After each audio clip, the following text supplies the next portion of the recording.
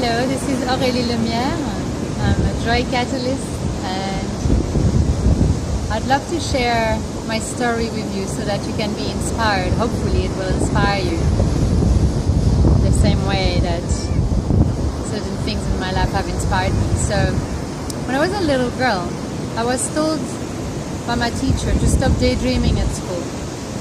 And I thought it wasn't a normal thing to do in consequence to that.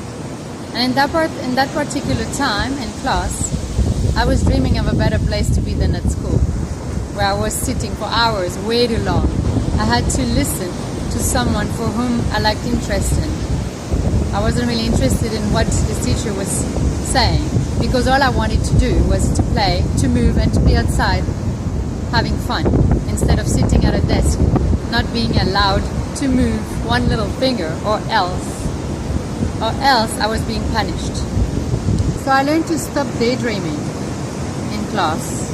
I learned not to think or not to dream of things that I'd like to do rather than being there in class in that moment.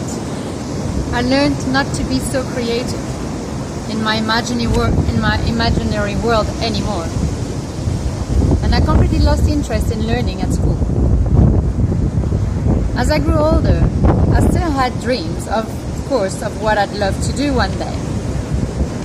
And I used to play that character, that role, in which I absolutely loved singing and dancing. So there I was, singing and dancing in my bedroom, doing what I really enjoyed. Then a few times, I was made fun of, I was laughed at. I was told that I wasn't good at singing or at playing music, at playing accordion. And because I was a very sensitive child, I got hurt. And I believed what these people were saying to me. I believed I wasn't good enough. Maybe I believed also that I wasn't worthy of doing what I loved and what I enjoyed. I was a very sensitive child, so that's why I completely shut down, with low self-esteem, low confidence. I had no one to really encourage me, not that I can remember of, because the trauma of being told I'm not good enough, I'm not good at what I do, was so heavy on me that I lost hope or faith at that time. I was probably 9 or 10 years old when this happened. So I carried on, not believing in myself for most of my life. And when I was about 17 years old, I dreamt that one day I'll go to the USA to speak English and become bilingual, and that afterwards I'll go live on a beautiful tropical Caribbean island. Because I believed in my dreams so much, I manifested this reality for me. And I moved to the US for 1 year when I was 20 years old. And when I came back to France, I was speaking fluent English. Yay, what a victory that was. It was amazing. It was an enriching experience on all levels. I had grown into a young lady who believed in achieving her dreams and in the freedom of living where she wanted to, where I wanted to. So after I came back to France and I studied for 3 years tourism, I worked, and then I achieved my biggest dream and went to live, guess where? On a Caribbean tropical island. So I first went to Martinique for 3 months in the French Antilles, but it wasn't where I wanted to be. Then I was juggling at my decision to choose between St. Lucia and St. Martin, and I chose St. Martin. St. Martin, beautiful St. Martin Island. I absolutely fell in love with the place from the day I arrived there. I knew this was where I wanted to be. And I moved there with my fiancé at the time, but it didn't work out between us. And then I met my soulmate there on this beautiful island, and he left his life in New York to come and live with me on this beautiful island. It was really love at first sight. So we did everything we could to get together. So we stayed together for about 6 years or so and a half, and then things went down and sour. Also didn't work out. my dream of living on an island faded away a little bit after this difficult separation. And then I needed a big change in my life, a change of scenery, change for new horizons, new landscapes. So the following year, I moved to South Africa. Yes, it's time for Africa, which was my going away party song. Waka waka tamina mina sambadewa anawa So it was time for Africa, and I moved there with my new partner, and I had started discovering myself in St. Martin, originally through yoga practice and Reiki sessions to heal my past or my situation or my relationships at the time. And I'm so grateful today for these great teachers who helped me start my healing journey. So then I arrived in Cape Town, Hard Bay, and I fell in love with this place completely. I knew this was where I wanted to live and where I wanted to be. It was wonderful being here. It felt home. And it still does today.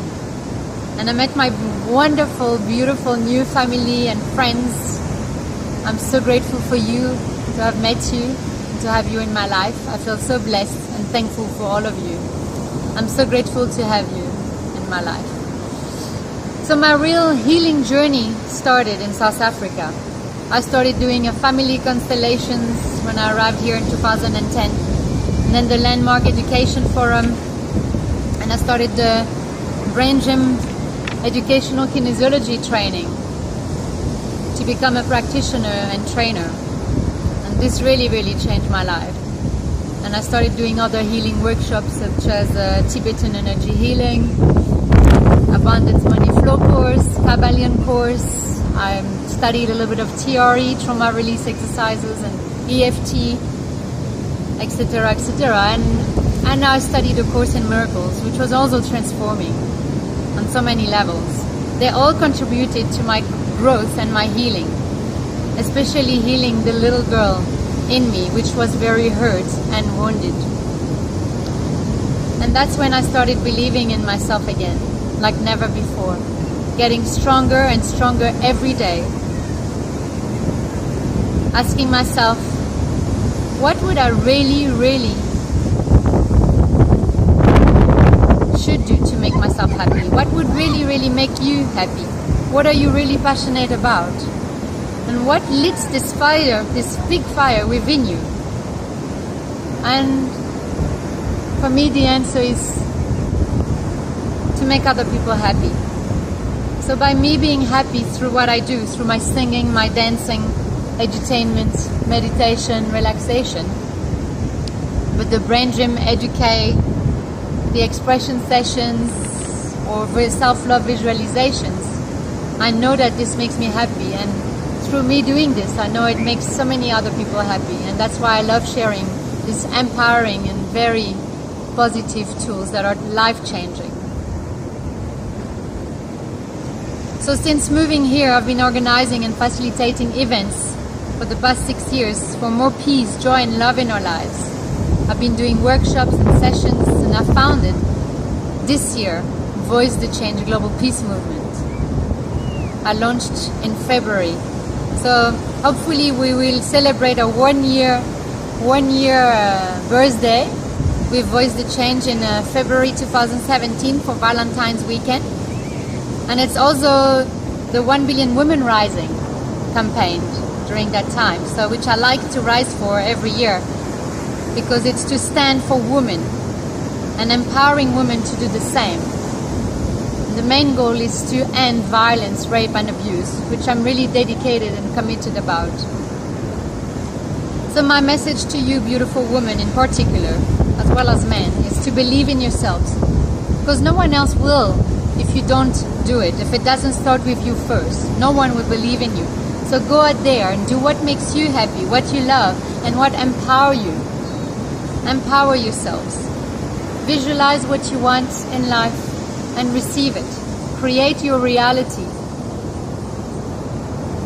I had dreams and I accomplished them, and I feel so proud of myself today for doing it. So my wish to you, my biggest wish to all of you, to all of us, is to have a peaceful, happy, healthy and prosperous 2017. And we remember, we all win together and we're all in this together. So let's win, win, win, and let's voice the change. And follow me on Facebook, Voice the Change, Voice the Change. On Instagram, on Twitter is I Voice the Change, lowercase I, Voice the Change. You can follow me on LinkedIn, and you can also follow us on the website voicethechange.co. One love. Blessings.